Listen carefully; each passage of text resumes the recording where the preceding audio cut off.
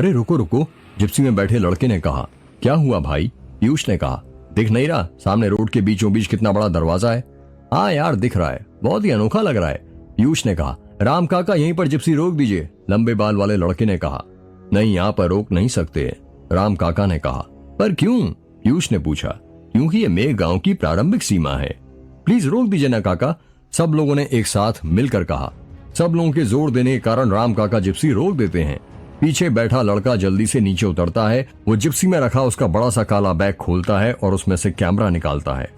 बस हो गया भाई को भूत सवार, अब देखना महाशय कैसे कैसे फोटो खींचेंगे, लंबे बाल वाले लड़के ने कहा। राम काका ने जिप्सी दरवाजे के ठीक सामने रोकी थी। उस दरवाजे के बाईं तरफ से पहाड़ी वाली सड़क जाती थी और वो दरवाजा एक दूसरी सड़क पर था जो मेघ गांव और दास गांव को जोड़ती थी। दरवाजा करीब 10 फीट ऊंचा था और उस पर बहुत सारे संस्कृत में मंत्र लिखे हुए थे। उस दरवाजे पर एक बड़ा सा ताला लगा हुआ था और उसके ऊपर सफेद कपड़ा लपेटा हुआ था। सफेद कपड़े के ऊपर लाल कुमकुम से स्वास्तिक का चिन्ह बना हुआ था। उस दरवाजे पर कई ताबीज, माता रानी की लाल चुनरी और रुद्राक्ष बंधे हुए थे। दरवाजे पर बंधे ताबीजों को देखकर लंबे बाल वाले लड़के ने कहा, ये ताबीज कैसे है राम काका? ये ताबीजों और इस दरवाजे की अलग कहानी है, राम काका ने कहा। लंबे बाल वाला लड़का दरवाजे पर लिखे मंत्र को पढ़ते हुए कहता है, अन्नत पुण्य फल कदम अत शांतिम प्रच्छम। इस मंत्र का प्रयोग तो तब किया जाता है ना जब किसी प्रेत आत्मा को कैद किया जाता है या कैद करना हो। राम काका इस सवाल का जवाब देते उससे पहले ही जिस लड़के के हाथ में कैमरा था उसने कहा, wow what a beautiful temple. Camera पकड़े हुए लड़के ने पहाड़ी की चोटी पर बने बड़े से मंदिर को देखते हुए कहा। सब लोग उस मंदिर को देखने लगते हैं। जिस दरवाजे के पास वो लोग खड़े थे वहां से पहाड़ी की चोटी पर का मंदिर छोटा सा दिख रहा था। वो नजारा बहुत सुंदर था। उस पहाड़ी पर वो मंदिर लोगों को अपनी ओर आकर्षित कर रहा था। वो मंदिर कौन सा है? लड़की ने पूछा। वो मेघनाथ मंदिर है, राम काका ने कहा। बड़ा ही अद्भुत मंदिर है, लंबे बाल वाले लड़के ने कहा। इसके पीछे भी एक कहानी है, पर फिर कभी सुनाऊंगा। आपके गांव का नाम बलमा टोला की जगह कहानी टोला होना चाहिए। या हर चीज के पीछे कहानी होती है, पीयूष ने हंसते हुए कहा। अब हमें देर हो रही है, रुद्र हमारा इंतजार कर रहा है, हमें चलना चाहिए, राम काका ने कहा। हाँ सही कहा आपने, उनके साथ वाली लड़की ने कहा। सब लोग जिप्सी में बैठ जाते हैं। राम काका जिप्सी स्टार्ट कर ही रहे थे कि तभी वो देखते हैं उनकी जिप्सी के पीछे के 2 टायर पंचर हो गए हैं। अरे ये कैसे पंचर हो गए? अब जिप्सी यहीं खड़ी थी तो ठीक थी, पीयूष ने कहा। मैंने कहा था ना, हमें यहाँ पर नहीं रुकना चाहिए, ये उसी औरत का प्रकोप है, राम काका ने कहा। सब लोग राम काका की ओर देखने लगते हैं और उन्हें घूरने लगते हैं। अब क्या हमें पैदल जाना पड़ेगा? जिप्सी में बैठी लड़की ने कहा। आप लोग यहीं रोकिए, मैं दास गांव से किसी मैकेनिक को लेकर आता हूँ, राम काका ने कहा।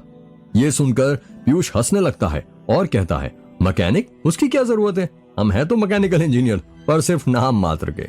हम में से इंजीनियरिंग आती किसी को नहीं है। पीयूष की बात सुनकर सब लोग हंसने लग जाते हैं। हाँ राम काका सही कहा पीयूष ने, पर यह इंजीनियरिंग कमाल की चीज है। आपको इंजीनियरिंग भले ही ना सिखाए, पर यह जिंदगी जीने का तरीका सिखा देती है, लंबे बाल वाले लड़के ने कहा। आप सभी जिप्सी में ही बैठे रहना, कभी कोई बाहर मत निकलना, मैं बस थोड़ी देर में किसी को मदद के लिए लेकर आता हूँ। इतना कहकर राम काका जिप्सी से उतरते हैं और दास गांव की ओर जाने लगते हैं। अरे तुम्हें राम काका अजीब नहीं लगते कुछ? जिप्सी में बैठी लड़की ने कहा। सिर्फ राम काका नहीं, मुझे तो पूरा गांव ही अजीब लगता है। सुना नहीं तुमने कैसी कैसी छुड़ाने वाली कहानियां सुनाते हैं? पीयूष ने कहा। हाँ यार सही कहा, लड़की ने कहा।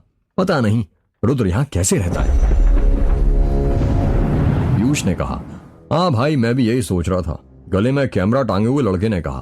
पीयूष जिप्सी से नीचे उतरने लगा, तभी लंबे बाल वाला लड़का पीयूष का मजाक उड़ाते हुए कहता है, अरे नीचे क्यों उतर रहा है, जल्दी से ऊपर आ जा वरना वो चुड़ैल आ जाएगी। ये बात सुनकर सभी लोग हंसने लगते हैं। गले में कैमरा टंगा हुआ लड़का जिप्सी से नीचे उतरता है और बंद दरवाजे के पास जाकर चुपचाप खड़ा हो जाता है। वो लड़का उस दरवाजे को करीब 5 मिनट से घूरे जा रहा था। उसे उसके दोस्तों ने वहां पर ऐसे चुपचाप खड़ा देखा तो उन्हें बहुत अजीब लगा। अरे ओ वहां पर खड़ा होकर किसे घूर रहा है? लंबे बाल वाले लड़के ने पूछा। घूर नहीं रहा हूँ, सोच रहा हूँ। क्या सोच रहा है? पीयूष ने पूछा। यही कि इस दरवाजे के पीछे पता नहीं क्या होगा, हो सकता है कोई खजाना हो। खजाने का तो पता नहीं, पर सुना एक औरत की आत्मा जरूर भटक रही है, पीयूष ने हंसते हुए कहा। पीयूष की बात सुनकर सभी लोग हंसने लगते हैं। पर पता नहीं यार क्यों बंद करके रखा है इस गांव को, मैं तो अपनी जिंदगी में पहली बार ऐसा देख रही हूँ। जहाँ पर किसी गांव को बंद करने के लिए ऐसे बीचों बीच इतना बड़ा दरवाजा बनाया गया हो और ऊपर से इतने सारे ताबीज भी बांध दी गए हों। लड़की ने कहा।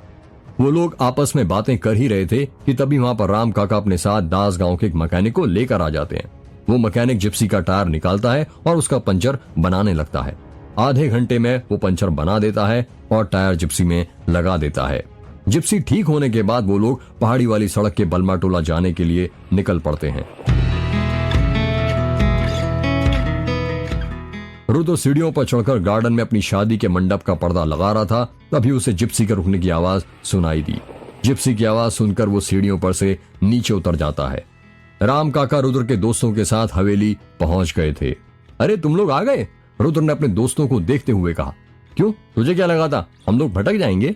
पीयूष ने इतना कहकर रुद्र को गले लगा लिया। रुद्र अपने साथी दोस्तों से बारी बारी गले मिल ही रहा था, तभी रुद्र की माँ अपनी देवरानी आयशा और आयशा के पति संतोष के साथ वहां पर आ जाती है।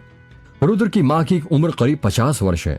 विधवा होने के कारण वो अपनी मांग में सिंदूर नहीं लगाती हैं और बिल्कुल भी गहने नहीं पहनती, पर हाँ, सफेद साड़ी पहनने की जगह सिंपल हर रंग की साड़ी पहना करती हैं। रुद्र एक एक करके अपने दोस्तों को अपनी माँ, चाची और चाचाई से मिलाने लगता है। रुद्र ने अपने एक मोटे से दोस्त की ओर उंगली करते हुए कहा, जिसकी हाइट करीब 6 फुट है। माँ, इससे मिलिए, इसका नाम पीयूष है और खाने के सिवाय से कुछ नहीं आता है। देखिए इसकी तोंद कितनी बाहर निकली है। नहीं बेटा, ऐसे किसी का मजाक नहीं उड़ाते, रुद्र की माँ ने कहा। अब माँ, इससे मिलिए। रुद्र ने एक दुबले पतले गेहूं रंग के लड़के, जिसके बाल लंबे लंबे थे, जो उसकी गर्दन तक आते थे, उसकी ओर उंगली करते हुए कहा, इसका नाम अर्जुन है और ये बहुत बड़ा पत्रकार है टाइम्स हिंदुस्तान में। इसके नाम के बड़े बड़े कॉलम छपते हैं और सुना है बहुत जल्दी किताब भी लिखने वाला है। नमस्ते आंटी जी, अर्जुन ने रुद्र की माँ के पैर पड़ते हुए कहा। रुद्र ने एक सामने से लड़के की तरफ उंगली करते हुए कहा, अब इससे मिलिए। माँ, ये समीर है, ये एक फोटोग्राफर है और मेरी शादी के फोटो भी यही खींचेगा। देखिए साहबजादे ने अभी से अपने गले में कैमरा लटका कर रखा हुआ है। अरे वो तो बस ऐसे ही, वो रास्ते में हमें एक बड़ा दरवाजा दिख गया था तो उसकी फोटो खींचने के लिए मैंने अपना कैमरा निकाल लिया और रास्ते में खींचने लग गया। इसका मतलब तुम वो दरवाजे के पास रुके थे? रुद्र के चाचा संतोष ने हैरानी के साथ कहा। हाँ वो। समीर अपनी बात पूरी कर पाता उससे पहले ही रुद्र की चाची आयशा ने राम काका को आवाज लगाते हुए कहा, राम काका, अरे ओ राम काका। राम काका भागते हुए आते हैं और कहते हैं, क्या हुआ छोटी मालकिन, आपको क्या जरूरत थी जिप्सी में गांव के प्रारंभिक दरवाजे के पास रुकने की? आयशा ने चिल्लाते हुए कहा। वो मालकिन, मैं तो मना ही कर रहा था, वो बच्चे खुद जिद करने लगे। बच्चे तो नए आए हैं, आप तो पुराने हैं ना, उन्हें क्या पता यहाँ आसपास कैसी कैसी बलाएं घूमती रहती हैं। हाँ राम काका, आपको थोड़ा तो समझना चाहिए था ना, संतोष ने कहा। छोटे सरकार, गलती हो गई, अगली बार से ध्यान रखूंगा। कोई बात नहीं राम काका, रुद्र की माँ ने कहा। रुद्र ने टॉपिक को बदलते हुए एक दुबली पतली गोरे रंग की लड़की जो कि 1 पीस सूट पहने हुए थी, उसकी तरफ उंगली करते हुए कहा, जैसा कि आपको इसके कपड़ों को देखकर समझ में आ रहा होगा माँ, ये हमारी हीरोइन है जो मॉडलिंग कर रही है। इसका नाम अनन्या है। Hi aunty. इतना कहते हुए अनन्या ने रुद्र की माँ को गले लगा लिया। चलो बेटा, अब घर के अंदर चलते हैं, यूं बाहर कब तक खड़े रहोगे? तुम लोग आराम भी कर लेना, रुद्र की माँ ने कहा। रुक जाइए दीदी, इनमें से कोई भी अंदर नहीं घुसेगा, आयशा ने कहा। क्या हुआ आयशा? रुद्र की माँ ने कहा। आपको दिख नहीं रहा, ये बाहर से आए हैं, पता नहीं बाहर की कौन सी बला लेकर आए हैं, आयशा ने कहा। रुद्र के सभी दोस्त आयशा को घूरने लगते हैं और सोचने लगते हैं कि रुद्र की चाची का कहने का मतलब क्या है। स्वाति, जरा अंदर से एक बाल्टी पानी तो लाना, आयशा ने अपनी बेटी को आवाज लगाते हुए कहा।